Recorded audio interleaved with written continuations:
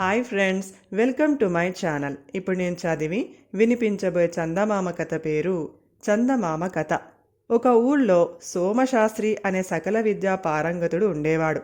ఆయన చదివని శాస్త్రాలు లేవు, ఆయనకు తెలియని ధర్మాలు లేవు. తనకు తెలిసినవి అన్నీ అందరికీ చెప్పడం కోసం ఆయన ఒక గురుకులాన్ని స్థాపించాడు. సోమశాస్త్రి పేరు ప్రఖ్యాతలు విని ఎందరో విద్యార్థులు గురుకులానికి రాసాగారు. కానీ దురదృష్టం ఏమిటంటే ఆయన ఏమి చెప్పినా శిష్యులకు అర్థమయ్యేది కాదు. అందువల్ల క్రమంగా గురుకులానికి వచ్చే శిష్యుల సంఖ్య బాగా తగ్గిపోయింది. ఇలా ఉండగా ఆ ఊరికి సుశాంతుడు అనే నడి వయసు వాడొకడు వచ్చాడు. ఆయనకు నా అన్నవారెవరూ లేరు. ఉన్న ఊర్లో ఆస్తి అంతా అగ్నికి ఆహుతి కాగా పూలమ్మిన చోట కట్టెలమ్మడం ఇష్టం లేక ఈ ఊరు చేరి ఒక ధనికుడి ఇంటికి వెళ్ళి తన కథ చెప్పుకున్నాడు. ధనికుడు అంతా విని, ఈ ఊర్లో చదువు చెప్పే సరైన గురువు లేక చాలా ఇబ్బందిగా ఉంది. నువ్వు పిల్లలకు చదువు చెప్పగలిగితే ఇక్కడ నీకు భుక్తికి లోటు ఉండదు అన్నాడు. సుశాంతుడికి అంతగా చదువు రాదు.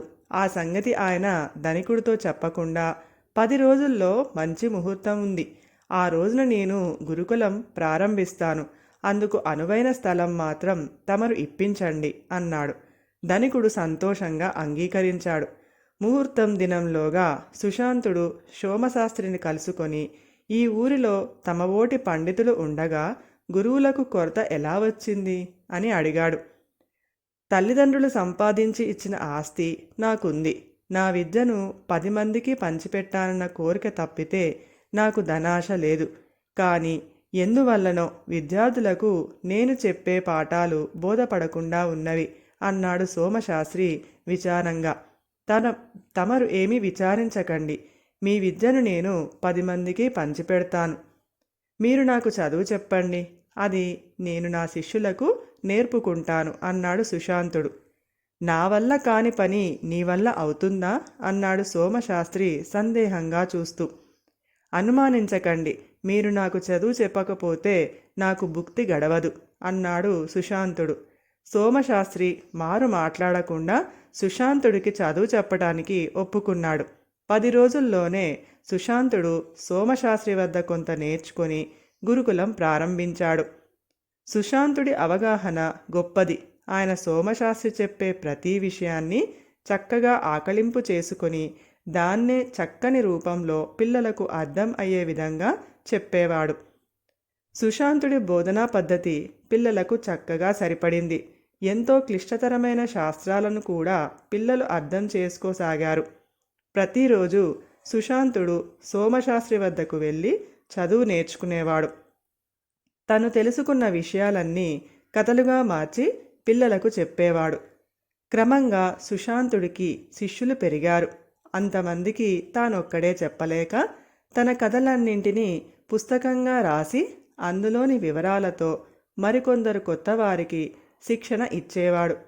క్రమంగా సుశాంతుడి గురుకులం ఒక విశ్వవిద్యాలయంగా మారిపోయింది. సుశాంతుడి ప్రతిభ గురించి ఆ దేశాన్ని ఏలే రాజుకు తెలిసింది. ఆయన సుశాంతుడిని పిలిపించి కొంతకాలం పాటు రాజధానిలో ఉండి రాజకుమారులకు చదువు నేర్పవలసిందిగా కోరాడు. సుశాంతుడు రాజుతో వినయంగా, ప్రభు, ఇందులో నా గొప్పతనం ఏమీ లేదు. సోమశాస్త్రి అనే మహావిద్వాంసుడి వద్ద నేను ప్రతిరోజు శుశ్రూష చేసి కొంచెం కొంచెంగా చదువు నేర్చుకొని చిన్నపిల్లల కోసం ఆ నేర్చుకున్న దాన్ని మార్చి రాస్తున్నాను. నేను ఇంకా నేర్చుకోవలసింది ఎంతో ఉంది. తమరు దయ ఉంచి రాజకుమారులను విద్యాలయానికి పంపిస్తే అక్కడ ఉన్న ఇతర విద్యార్థులతో పాటు నాకు ఎంతో మేలు చేసిన వారు అవుతారు అన్నాడు. రాజు ఆశ్చర్యపోయి, నీకంటే ఎవరో ఆ సోమశాస్త్రి గొప్పవాడా? అదే నిజమైతే ఆ సోమశాస్త్రే విద్యాలయాన్ని నడపవచ్చు కదా అన్నాడు. ప్రభు, మీకు తెలియంది ఏముంది? ఈ సృష్టికి శక్తినిస్తున్న సూర్యుణ్ణి మనం కళ్ళు తెరిచి చూడగలమా? మనం చూడలేనంత మాత్రాన సూర్యుడి శక్తి అబద్ధమవుతుందా? సోమశాస్త్రి సూర్యభగవానుడు. ప్రభు, నాబోటి వాళ్లకు శక్తి ఆయన నుంచే లభిస్తుంది అన్నాడు సుశాంతుడు.